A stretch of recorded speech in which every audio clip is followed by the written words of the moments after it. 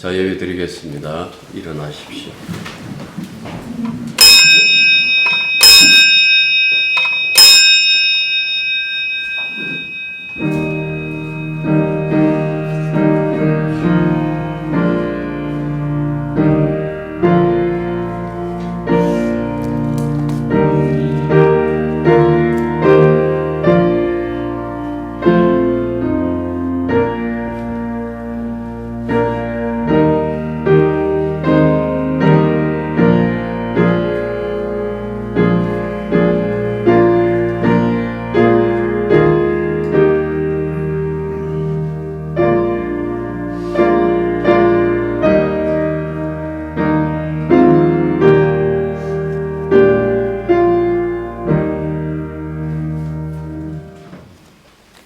지나간 지구의 날, 세상이 잠깐 멈춘다 할지라도 하나님이 창조하신 이 세상의 변화를 막지 못하고 있습니다. 자비신 하나님 아버지, 창조주 하나님을 의뢰하고 붙들고 그리고 그분의 말씀대로 순종하며 살아가면 늘 사는 이 땅의 그 모습을 보여줄 것인데, 주님을 등진 이 세상의 그 모습과 주님을 등진 사람들의 그 모습의 그 악랄함을 우리가 낱낱이 바라보면서 예수 믿고 산다라는 것이 무엇인지 늘 잊지 않게 도와주시기만 간절히 바라고 원합니다. 오늘도 우리를 지으신 주님 앞에 나왔습니다. 우리의 예배를 온전히 받아주시며 오직 이 시간 주님의 시간이 될 수 있도록 주님께서 친히 역사하여 주옵소서. 예수님 이름으로 기도드립니다. 아멘. 디모데후서 4장 14절부터 마지막 절까지입니다. 구리 세공업자 알렉산더가 내게 해를 많이 입혔음에 주께서 그 행한 대로 그에게 갚으시리니 누구도 그를 주의하라. 그가 우리 말을 주님이 대답하리라. 내가 처음 변명할 때에 나와 함께한 자가 하나도 없고 또 다 나를 버렸으나 그들에게 허물을 돌리지 않기를 원하노라. 주께서 내 곁에 서서 나에게 힘을 주시면 나로 말미암아 그들의 살이 온전히 하되어 모든 이방이 일으키게 하시니 내가 사자의 일에서 건짐을 받았느니라. 주께서 나를 모든 악한 일에서 건져내시고 또 그의 천국에 들어가도록 구원하시리니 그에게 영광이 세세 무궁토록 있을지어다. 아멘.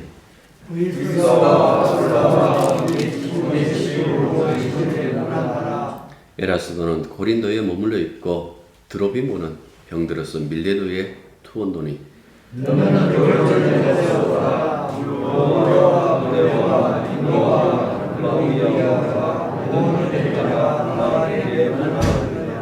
나는 주께서 내 심령에 함께 계시기를 바라노니. 다 같이요. 내가 너희와 함께 있을지어다. 이 땅에서 해야 했던 사명을 완수하고 죽음을 마주하고 있는 노사도가 아들과 같은 그 디모데에게 당부하는 편지도 이제 마지막 문장을 저희들이 읽었습니다. 다마스커스로 가는 그 길에서, 다메섹으로 가는 그 길에서 부름을 받고 그리스도인이 된 사도 바울의 일생은 그를 부르신 주님이 아나니아를 바울에게 보내시면서 하신 말씀대로 이루어졌습니다. 주께서 이르시되 가라. 이 사람은 내 이름을 이방인과 임금들과 이스라엘 자손들에게 전하기 위하여 택한 나의 그릇이라. 그가 내 이름을 위하여 얼마나 고난을 받아야 할 것을 내가 그에게 보이리라 하시니. 과연 이 말씀대로 사도 바울에게 그대로 이루어지죠. 우리가 따로 고린도후서 11장에 기록된 바울의 고난일지가 거기에 다 기록되어 있잖아요. 그 바울의 고난일지를 다시 읽지 않는다고 할지라도 그가 그리스도 예수 안에서 얼마나 큰 고난의 삶을 살았는지 여러분들이 다 알고 있습니다. 흔히 우리가 고생 끝에 낙이 온다라고 이렇게 말을 하지만은 사도 바울에게는 이 세상에서 들을 말이 아니에요. 욥이 자신이 겪는 고통이 너무 심해갖고 이렇게 얘기를 합니다. 주님, 내가 숨 쉴 시간조차 주지 않는군요. 그러니까 얼마나 고통이 심했든지 잠깐 숨 쉬는 그 시간조차 자기에게 주지 않고 고통을 겪게 한다라고 그렇게 항의했던 것처럼 사도 바울도 주 예수 그리스도로 부르신 그날부터 그의 생명을 거두는 마지막 순간까지 그 거친 고난에서 벗어나지 못했다라는 그 사실을 우리는 성경을 통해서 알 수가 있습니다. 지금도 보십시오. 언제 죽을지 몰라요. 그래서 9절 보시면 어서 오라는 그 말씀이 있고 21절 보시면 겨울이 오기 전에 어서 오라고 할 만큼 그는 어떻게 보면 그 외로움과 동시에 그 죽음을 눈앞에 두고 있는 그 모습을 우리들에게 보여주고 있습니다. 이렇게 디모데를 속히 부른 까닭이 두 가지로 우리가 생각해 볼 수 있어요. 그가 했던 말들 우리가 읽었던 14절부터 보면 먼저 대적자들 때문이죠. 그래서 사도 바울은 자신이 당했던 가장 험악한 일 가운데 하나를 소개하는데 그것이 바로 구리 세공업자 알렉산더의 대적이었습니다. 이 사람은 아마 디모데전서 1장 20절에 언급된 그 자일 거예요. 그 자일 것 같은데 이 사도에게 매우 큰 해를 끼친 사람인 것은 분명해요. 그 해라는 것이 사도가 전하는 이 십자가의 복음에 거세게 맞선 것이죠. 그가 우리의 말을 심히 대적했다라는 15절의 말씀에 있는 것처럼 끊임없이 사도가 전했던 그 복음을 방해하고 그것이 아니다. 인간의 육신의 어떤 그 경건함으로 말미암아 우리가 의롭게 될 수 있다라고 그렇게 얘기했을 것이고 혹은 안식일을 지킴으로 말미암아 우리가 의롭게 된다고 얘기했을 것이고 혹은 이런 음식은 배제하고 이런 음식만 먹으면 우리가 주님의 그 경건에 참여할 수 있다고 그렇게 얘기했겠죠. 그 방해가 얼마나 심했든지 여기 보면 오정에 쓰면 사도 바울이 그런 얘기를 합니다. 주께서 그의 행위대로 갚아주실 것이라 라고 이렇게 말을 하고 있어요. 물론 여러분들은 이 말이 알렉산더를 향한 바울의 저주가 아니에요. 오히려 어떻게 보면 사적인 복수를 단념하는 그 뉘앙스를 가지고 이 말을 했다라는 그 말씀입니다. 바울의 어떤 한 말씀 한 말씀을 가만히 보시면 결코 자신의 어떤 그 감정을 잘 드러내질 않아요. 화가 나고 하지만은 그때마다 다시 하나님의 말씀, 이 주님의 말씀을 가지고 그 이야기를 한다고요. 왠가하니까 모든 복수라는 것은 주님께 일임할 수밖에 없어요. 4장 8절 보십시오. 주님이 다시 오신다고 그렇게 얘기를 했잖아요. 다시 오시는 그 주님이 우리를 구원하시기도 하지만은 또한 심판하시기도 하시거든요. 그러니까 심판의 주이시면서 동시에 구원의 주라는 그 말씀을 얘기해 줬잖아요. 그러니까 오실 주님께 모든 심판을 일임하는 그 모습을 얘기를 하고 있다라는 그 말씀입니다. 그런데 이런 어떤 성향은 로마서에도 나타나고 있죠. 내 사랑하는 자들아, 너희가 친히 원수를 갚지 말고 하나님의 진노하심에 맡기라. 기록되었을 때 원수가 없는 것이 내게 있으니 내가 갚으리라고 주께서 말씀하시니라. 여기서도 보면 원수 갚는 것은 주님이 친히 하신다. 너희들 스스로 원수 갚으려고 하지 말라. 왜 사적으로 원수 갚지 말라는 그 얘기를 할까요? 성경은 이렇게 얘기를 합니다. 전도서 9장 2절과 3절 보면 이런 얘기를 해요. 모든 사람에게 임하는 그 모든 것이 일반이라. 의인과 악인, 선한 자와 깨끗한 자와 깨끗하지 아니한 자, 제사를 드리는 자와 제사를 드리지 아니하는 자에게 일어나는 일들이 모두 일반이니 선인과 죄인, 맹세하는 자와 맹세하기를 무서워하는 자가 일반이로다. 모든 사람이 결국은 일반이라. 이것은 헤아리에 행해지는 모든 일 중에 악한 것이니 곧 인생의 마음에는 악이 가득하여 그들의 평생에 미친 마음을 품고 있다가 후에는 죽은 자들에게로 돌아가는 것이라 하고 이렇게 얘기를 했어요. 여러분들 이걸 로마서 3장 23절에서는 모든 사람은 다 죄를 범하였음에 라는 그 말이에요. 전도서에 있는 이 말은 인간이 소위 말해서 늘 가치를 이렇게 평가하잖아요. 노래를 불러도 나는 몇 점이요 하고 이 경연대회에 보면 그 몇 점하고 하잖아요. 미스 코리아 할 때도 점수를 다 주잖아요. 여러분들 같이 인간들끼리 이 사람이 낫다, 이 사람이 낫다라고 그렇게 가치 선별하는데 그 가치 선별한 것이 모든 것들이 다 부질이 없더라, 부질 없더라라는 그 얘기를 하고 있는 거예요. 이 사람은 이렇기 때문에 복 받을 것이다 라는 것은 세상은 모르는 거예요. 참 착하다 라는 그 말에 담겨져 있는 그 오류, 흔히 말해서 아이고 쟤 참 착해 라는 그 말에 담겨져 있는 오류, 무엇이 착한가요? 인간 속에서 착한 것이 있는가요? 인간이 착하면 왜 하나님께서 세상을 심판하실까요? 이 세상의 끄트머리가 어떻다라는 것은 이미 성경에 나와 있어요. 세상을 바꿀 거라고요. 세상을 새 땅으로. 그리고 그때에 믿는 자들을 부활시키고 믿지 않는 자들은 사망의 부활로 해서 영원한 불못에 던져진다라는 것이 이 세상, 이 끄트머리의 결론 부분이다라는 그 말씀입니다. 그걸 생각한다라면 어떻게 보면 우리가 가지고 있는 이 오류, 우리가 이 사람은 이렇다고 점수 매기는데 그 점수가 다 오류라는 그 사실은 우리가 십자가 앞에서 알아야 된다라는 그 말씀입니다. 인간의 오류라는 것, 여러분들 성경 이렇게 읽어보시면 이 사람이 젊었을 때는 이랬다가 왜 이렇게 나이 들면서 사람이 변할까? 혹은 이 사람의 초기에는 이렇게 신앙의 모습을 보이다가 왜 이렇게 가면 갈수록 달라질까? 아마 이 알렉산더도 역시 마찬가지예요. 예수를 영접했다고 하지만은 자기 입장, 자기가 원하는 그 예수의 모습을 드러내면서 내가 생각하는 예수는 이렇다 하면서 아마 사도 바울의 그 복음을 방해했을 것이다 라는 그 말씀입니다. 18절에 천국이라는 단어가 나오잖아요.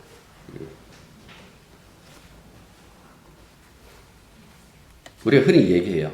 예수 잘 믿어서 우리 천국 들어갑시다. 내가 예수 잘 믿어서 천국 들어갈 문제가 아니에요. 하나님이 아들 보내셔서 사건을 벌이셨는데 십자가에 못 박아 죽였어요. 그리고 그를 사흘 만에 부활시켰다라는 그 말씀이에요. 우리 부활절 이제 한 주밖에 안 지났어요. 동방교회 계열은 오늘이 부활절이에요. 정교회, 그리스 정교회 하고 뭐 이렇게 하는데 오늘 아마 부활절로 지킬 거예요, 자기들. 달리기 다르니까. 예수 잘 믿어서 천국 들어가는 것 없어요. 주님이 우리를 사랑하셔서 당신의 은혜를 100% 주심으로 말미암아 우리가 천국 들어간다라는 그 말씀입니다. 그래서 사도 바울이 끊임없이 뭡니까? 자랑하지 말라. 이거는 하나님께서 우리에게 주시는 선물이다. 그리고 마지막에 보면 모든 영광을 다 하나님께 돌려버린다고요. 왜 이렇게 할까요? 그가 누구보다도 우리가 어떻게 구원되고 우리를 어떻게 다루시는지 속속들이 그 내막을 속속들이 다 알기 때문에 그렇게 말씀하고 있다라는 그 얘기입니다. 출애굽기 가정이 더 잘 나타나죠. 여러분들 출애굽기 이스라엘 백성들이 어떻게 살아났을까? 하나님의 백성이기 때문에 살아났을까요? 아니에요. 그들이 말씀을 듣고 그 말씀대로 어린 양의 피를 그 대문에다가 발라서 살아난 그 사건이 출애굽이에요. 그 이야기는 하나님은 이스라엘 백성들을 구원한다라는 것이 아니라 하나님은 야곱의 자손들을 구원한다라는 것이 아니라 하나님은 당신의 하신 그 말씀대로 집행한다라는 뜻이에요. 그 말씀을 하셨잖아요. 어린 양을 잡아서 그의 14일날 그 14일날 모두 다 그 어린 양의 피를 대문에다 그 피로 그냥 범벅시켜 놓은 거예요. 그대로 하면 그렇게 피 범벅시켜 놨고 그것을 보고 넘어갔다. 그래서 6월절이잖아요. 하나님은 당신의 말씀을 보고 당신의 말씀이 집행되는 것을 보고 넘어갔어요. 그 안에 있는 사람들이 어떤 마음을 가지고 있든지 상관없다라고 그렇게 얘기를 했잖아요. 그래서 주일학교 애들한테 그 안에 어떤 사람은 막 이제 구원받았다고 기뻐하는 사람이 있었고 또 어떤 아이들은 큰일 났다. 하나님이 천사를 통해서 죽인다는데 이 무서워. 나는 무서워갖고 밤에 잠 못 자겠어. 그런 아이들이 있어서 누가 구원받을까 하면 다 보면 그냥 믿음 있어 보이는 그 아이들이 구원받는다고 얘기했어요. 여러분들 이게 인간들이 가지고 있는 오류예요. 착하면 구원받을 거다. 우리가 흔히 말해서 우리 눈에 보이는 그 믿음 가지고 야 믿음 좋으니까 저 사람 구원받을 거다. 그게 인간의 오류예요. 하나님이 당신의 말씀이 집행되는 대로 당신의 아들을 십자가에 못 박으시고 우리의 모든 죄를 대속하신 그 대속이 이루어지신 것을 보고 우리를 천국 들어가게 하시는 거예요. 그 얘기를 지금 하고 있다라는 그 말씀입니다. 그런데 여러분들 이 출애굽 과정을 좀 더 이렇게 들여다보면 어린 양의 피를 발랐다고 그렇게 이 사람들이 구원받는가? 그렇지도 않아요. 계속해서 동행하는 그 모습을 보여주고 있는 거예요. 어린 양을 잡는 날만 어린 양이 함께하는 것이 아니라 이스라엘의 모든 길에 이 어린 양이 동행한다고요. 그러니까 이스라엘이 일어나면 함께 일어나고 이스라엘이 잠자리에 들 때에 어린 양도 함께 잠자리 들어요. 이게 뭐냐니까 소위 말해서 상번제. 예. 아침에 해 뜨기 전에 어린 양을 잡아 제사 드리고 해가 지면 곧바로 어린 양을 잡아 제사 드리고 그러니까 이스라엘의 하루는 그러니까 이스라엘의 온 날은 그 모든 시간은 언제나 어린 양 아래에 있다라는 그것을 여러분들 그렇게 증거시키고 그렇게 낙인 찍어가지고 그들을 데리고 다니셨다라는 그 말씀입니다. 그래서 이스라엘 역사가 어린 양의 피로 이렇게 물들여야 되는데 이 사람들은 어떻게 보면 살아남고 출애굽하거나 홍해를 건너고 난 다음에 까맣게 잊어버려요.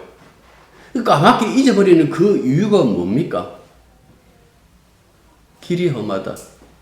그 다음에 마실 물이 없다. 홍해를 건너왔다고 찬양하고 난 다음에 사흘 길 만에 마치 사흘 만에 이들은 뭡니까? 그 찬양을 까맣게 다 잊어버리고 그냥 불평했다라는 그 말씀입니다. 그 이후로부터 이렇게 보면 그 40년은 그 죄로 물든 40년 그리고 그 이후에 약속의 땅 가나안 땅에 들어가서 그 땅을 차지하고 난 다음에 그 수백 년 그 역사가 죄로 물든 것을 우리가 볼 수 있어요. 도대체 무엇이 부족해서 그럴까? 그래서 무엇이 부족한 것 같아요? 처음 얘기해 볼까요? 믿음이 부족해서 그렇지 뭐. 나는 안 그럴 거야. 여러분들 안 그랬어요? 여러분들 안 그럴까요? 이 이야기를 통해서 끊임없이 우리들에게 얘기해 주고 있는 거예요. 아직도 어린 양의 피가 너희 죄를 덮고 있다. 그게 이스라엘의 역사예요.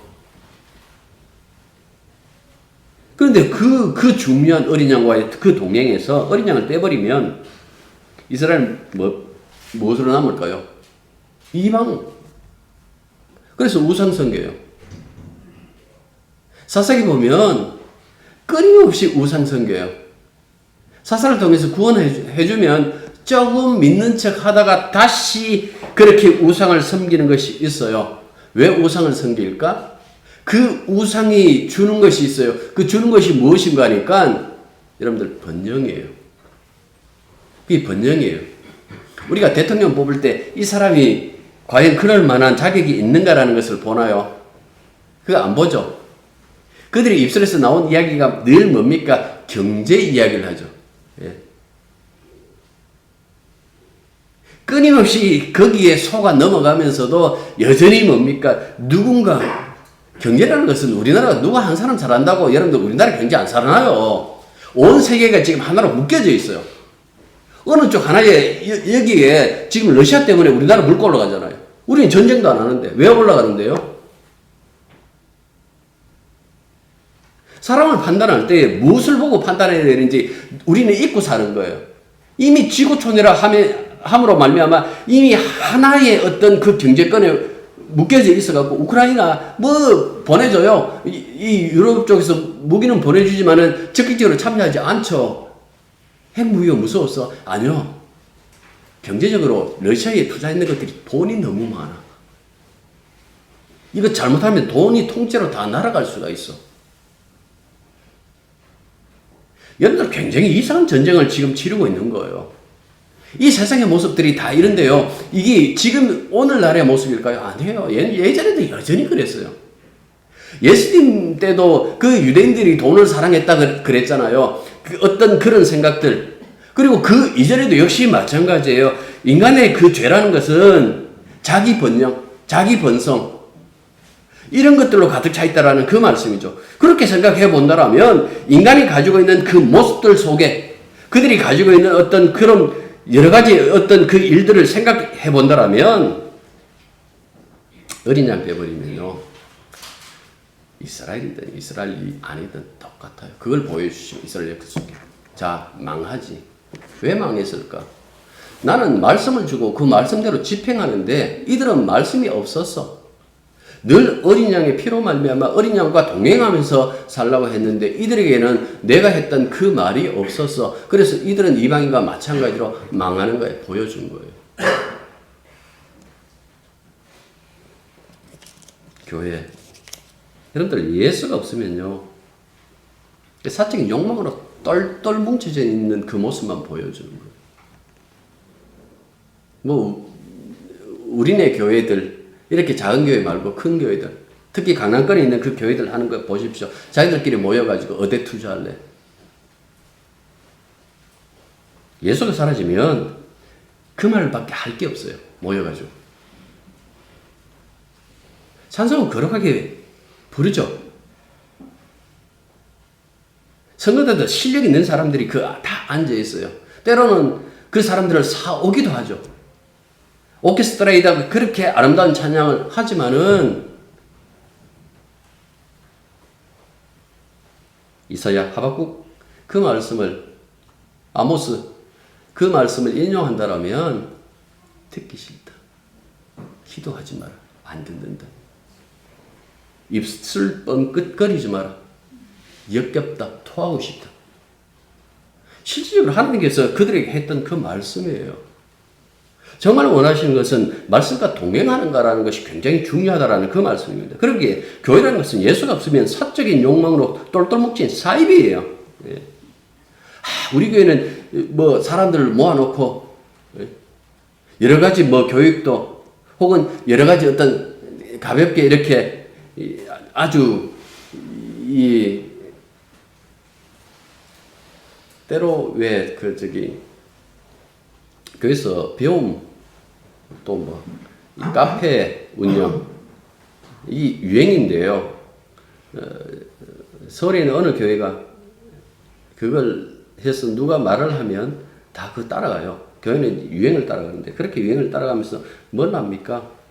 그렇게 해갖고 우리는 이 주변에 있는 이들에게 소금이 되고 빛이 된다라고 그렇게 얘기를 해요.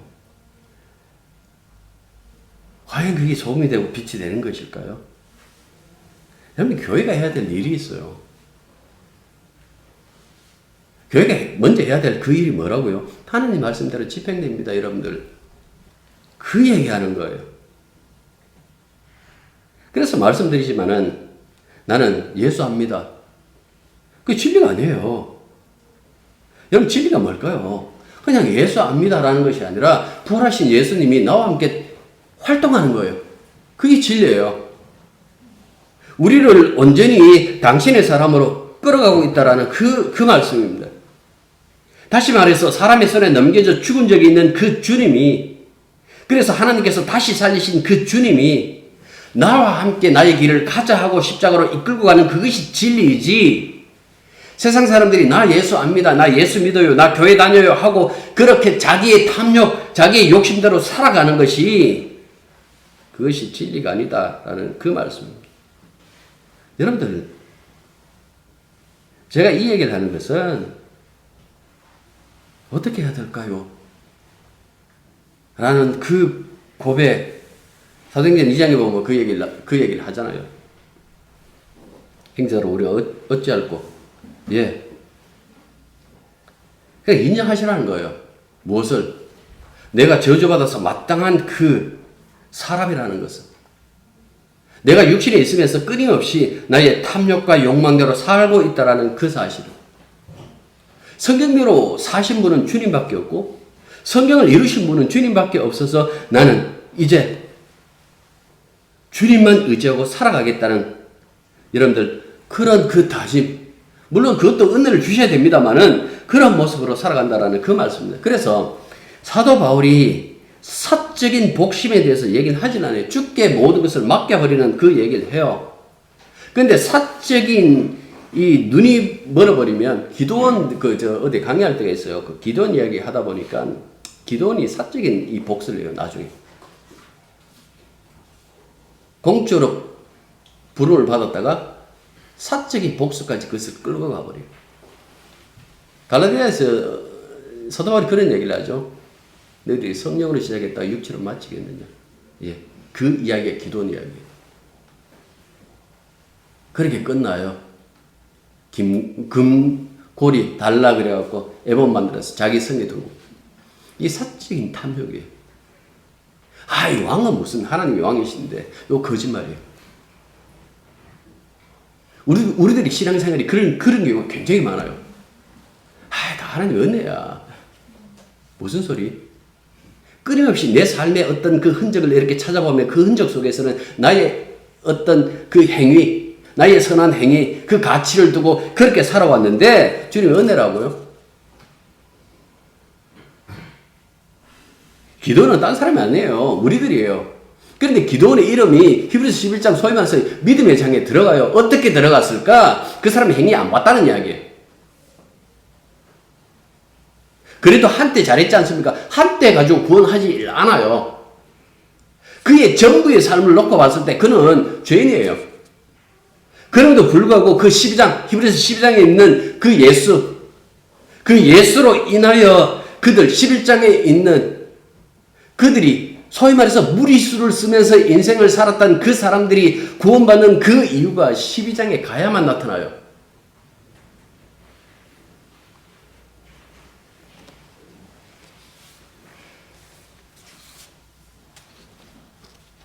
잠언서 20장 22절에 보면 너는 악을 갚겠다 말하지 말고 여호와를 기다리라. 그가 너를 구원하시리라. 라고 이렇게 되어 있어. 구원도 악을 갚는 것도 여호와의 등장으로 말미암아 그렇게 이루어진다라고 그렇게 얘기해 주고 있어요.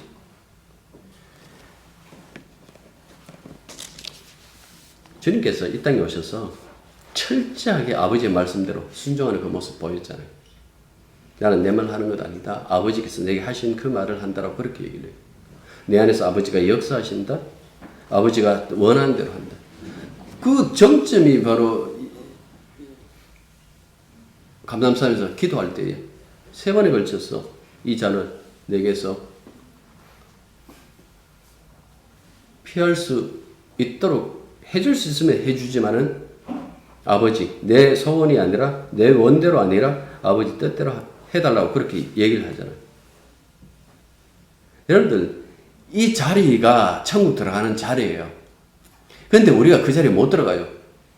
그러니까 주님이 우리를 그냥 사로잡아가지고 당신의 자리로 내려가고 우리를 천국으로 끌고 간다라는 그 말씀입니다. 그래서 이 말씀을 봤을 때에 예수 믿으니까 천국 들어가잖아 라고 할 것이 아니라 이 과정 속에 있는 주님께서 어떻게 행동하셨는지 그 내박을 여러분들 낱낱이 그리고 상세히 들여다봐야 된다라는 그 말씀입니다. 우리가 아무리 육체를 따라 주님의 이름을 부르고 능력을 행한다 할지라도 여러분들 육의 열매는 뭡니까? 결국 망하는 거예요. 살리는 것은 영이다 그랬잖아요. 성령이 우리를 이끄시는 이유도 바로 이것이죠. 당신의 그 열매를 맺게 하기 위하여 성령으로 우리를 이끄신다라는 그 말씀이죠. 자, 첫 번째는 대적 때문에, 두 번째는요, 그런 얘기를 해요. 많은 사람들이 자신을 배신하거나 혹은 떠났기 때문에 그것 때문에 그 외로움에 너가 빨리 와서 내 곁에 있었으면 좋겠다라고 그렇게 얘기를 해요. 배신한다라고 해갖고 뭐 그리스도를 배신하는 것이 아니라 이 재판을 받기 위해서 로마로 가면 로마 교회가 사도 바울을 얘기를 듣고 이렇게 영접을 해요. 영접을 하는데 막상 오늘 이 본문을 이렇게 보면 그가 재판, 법정에서 자기 변호를 하고 서 있을 때에 그와 함께한 사람이 아무도 없었다라고 이렇게 얘기를 해요.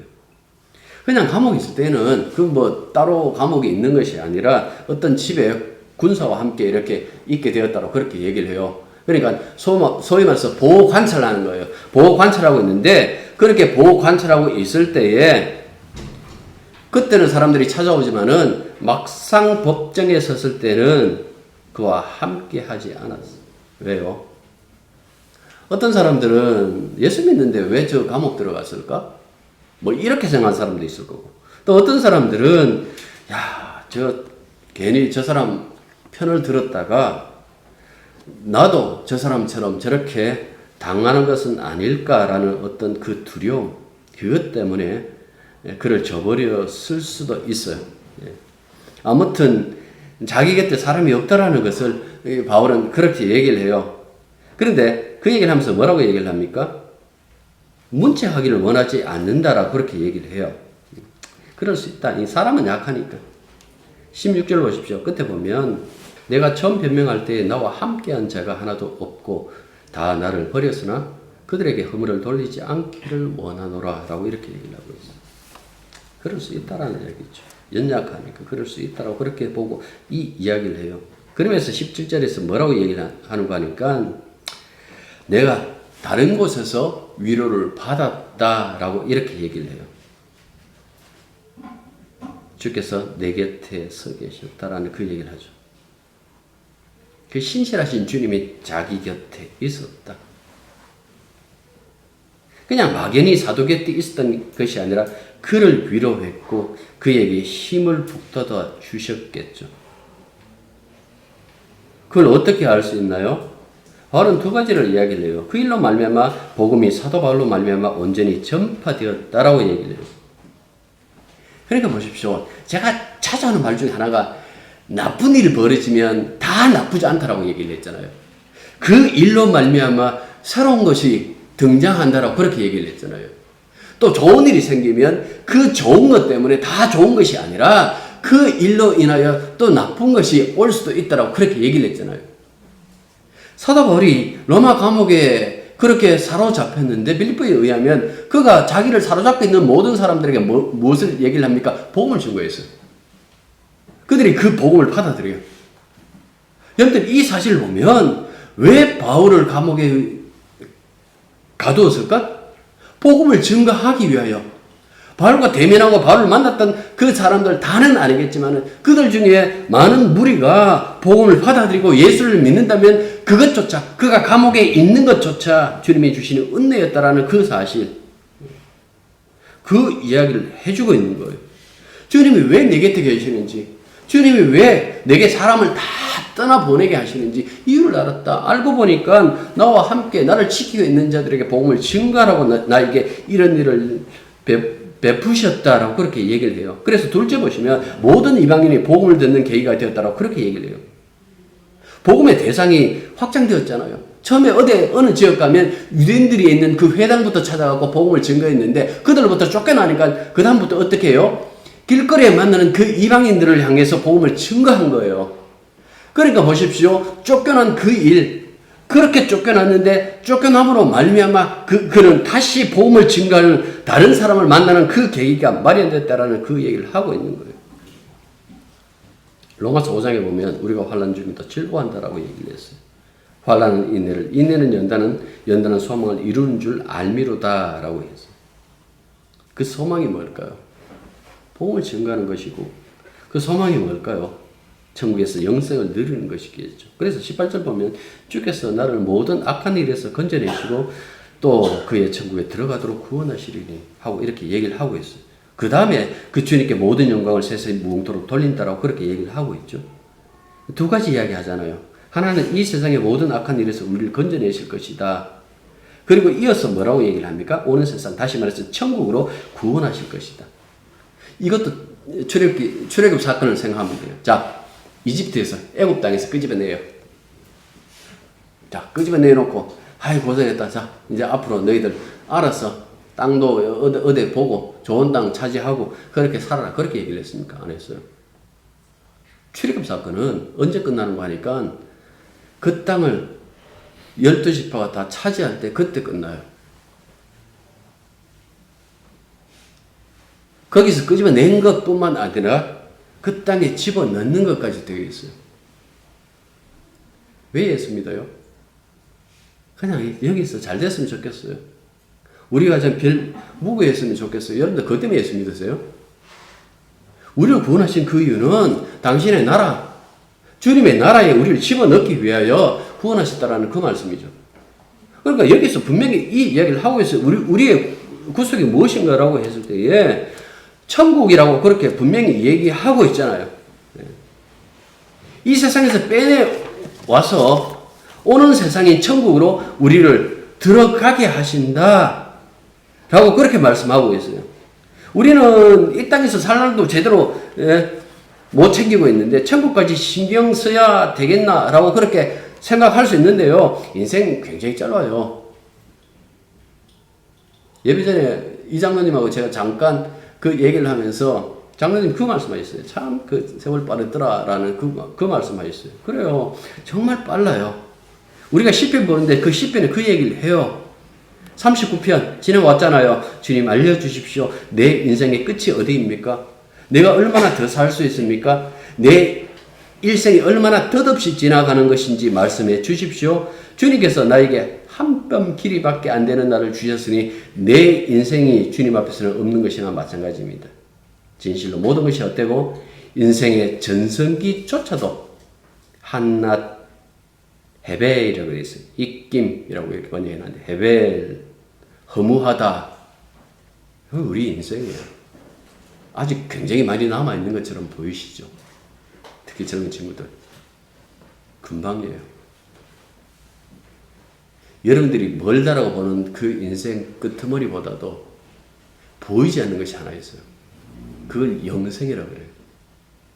그 영생이라는 것은 만년, 100만 년, 36억 년 전 지구, 45억 년 우주, 이렇게 상상하잖아요. 그 숫자를 대비할 수 없는 것을 가지고 영원이라고 그렇게 얘기를 해요.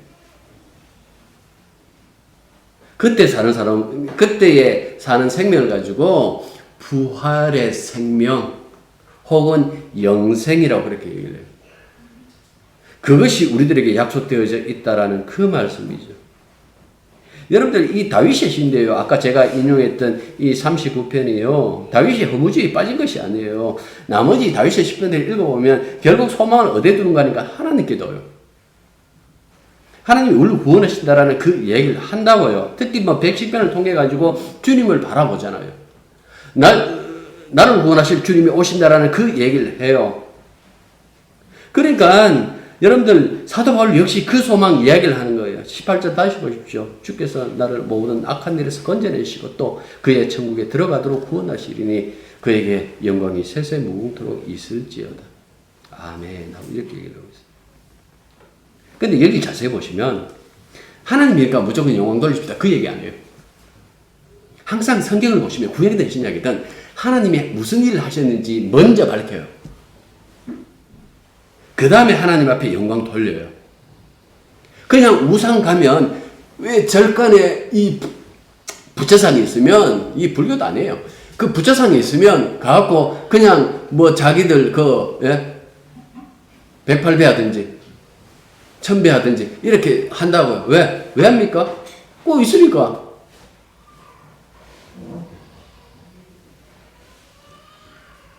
성경에서는 주님이 우리를 위해서 어떤 일을 하셨는가라는 그걸 받으려고 난 다음에 모든 영광을 돌리고 있다라는 그 사실. 그걸 얘기를 해줘요. 자, 19절부터 등장하는 이름들이 있죠. 그리고 여기에 등장하지 않는 문명의 통역자들. 여러분들 영화 보시면 영화 마지막에 제작진 소개하는 자막 이 엔딩 크레딧이라고 그러는데 그것 같지 않습니까? 항상 바울의 편지 이 사도들의 편지의 마무리 보면 이런 기원으로 이 끝을 맺고 있는 이런 엔딩 크레딧. 왜? 같은 형제니까. 함께 그 그리스도의, 소위 말해서 그 예수 그리스도를 세상에 접하는 그 영화에 함께 참여했던, 주에는 어차피 주님이 하실 거니까 거기에 길게 조연으로 참여했던, 아니면 짧은 한마디 대사 없이 단역으로 참여했던 그 이름들이 이렇게 올라가는데요. 놀랍게 계시록 보면 그 생명책이라고 이렇게 되어 있습니다. 엔딩 크레딧에 그 이름 기록된 것처럼 그 생명책에 기록되면 우리가 구원된다라고 그렇게 말씀하죠. 여러분들, 그게 예수 믿는 사람들의 마지막이다라는 그 말씀입니다. 그리고 22절 보면 디모데에 이런 얘기를 해요. 주님이 디모데의 심령에 머물러 있기를 원한다라고 이렇게 얘기를 해요. 바울도 알잖아요. 물론 이제 디모데가 오면 만나겠지만은 자기가 늘 그 아들 같은 바울 곁에 머물 수 없다라는 그 사실 알아요. 그러나 주님은 그와 영원히 함께 할 거기 때문에 주님께 모든 것을 일임해요. 그리고 주님이 자기가 경험한 것처럼 곁에만 있는 것이 아니라 그를 위하여 함께 그와 동행하시며 그에게 힘이 되어주시는 그것을 알기 때문에 이렇게 얘기를 해요. 그리고 마지막에 이렇게 보시면요. 이 교회들 얘기를 하고 있죠.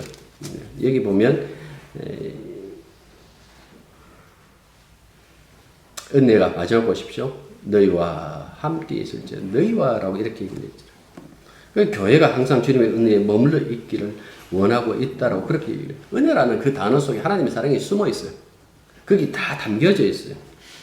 얼마만큼 우리를 위해서 희생하시고 얼마만큼 우리를 위하여 여러 가지 일을 하셨는지 그 모든 것들이 다 은혜라는 이 말 속에 담겨져 있어요. 이걸 달리 이야기하면 사랑이에요. 그 은혜, 그 사랑을 이야기를 하면서 사도 바울은 자기의 편지를 끝냈습니다. 여기서 보는 것처럼 사도 바울의 이 편지를 통하여 우리는 우리의 마지막에 어떤 모습으로 어떤 자리에서 마지막 그 만남이 있을 것인가라는 것을 얘기를 하고 있습니다. 그만큼 우리에게 약속된 것이 많기 때문에 주님이 오늘도 그렇게 말씀하시는 거예요. 가자. 십자가 길이지만은 짧다. 이 짧은 그 인생 살다 보면 너희들 천국 들어간다. 그 얘기를 하시는 거예요. 기도하겠습니다.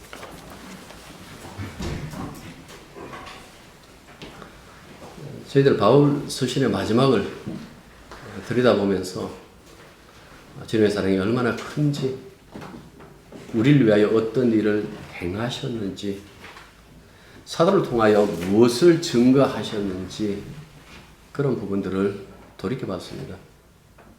십자가의 은혜 아니고서는 안 되었고 주님의 그 보혈의 그 강렬함 없이는 그 누구도 천국에 들어갈 수 없다라는 그 사실을 주님께서는 사도의 편지를 통해서 우리들에게 말씀하셨습니다.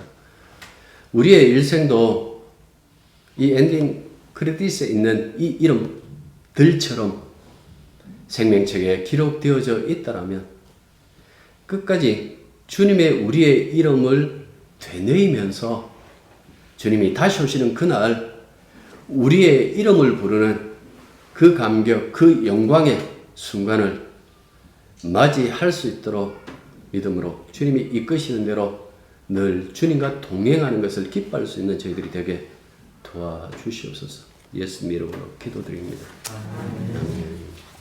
이제는 우리 주 예수 그리스도의 은혜와 하나님 우리 아버지의 크고 놀라신 사랑과 성령의 교통하심과 교제하심이 진실로 이 땅에서 믿음으로 천국을 기다리며 끝까지 주님과 동행하는 그 길 가기로 소망하는 당신의 자녀들 위해 이제부터 항상 함께 있기를 축원합니다. 아멘.